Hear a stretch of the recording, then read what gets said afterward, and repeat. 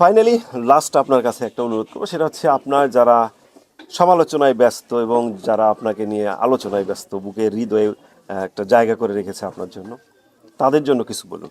তাদের জন্য বলবো, ধরে নেন আপনি আর 1 মিনিট বেঁচে থাকবেন, এই 1 মিনিটে কি করবেন?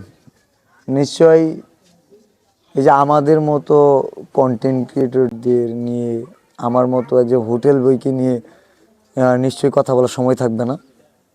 আপনি আল্লাহ আল্লাহ করবেন, কালেমা পড়বেন, বা ভালো কিছু কারো কাছে ক্ষমা চাওয়ার হলে ক্ষমা চেয়ে নেবেন।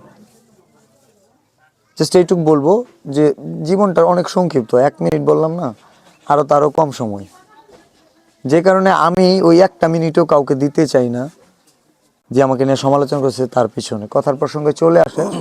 আমার 1টা মিনিট না, ওই যখন 20টা সেকেন্ড দিই, ওইটা 20 দিনের চেয়ে বেশি কাজে দেয়, কারণ একই সাথে কয়েক কোটি মানুষ দেয়। Thank you.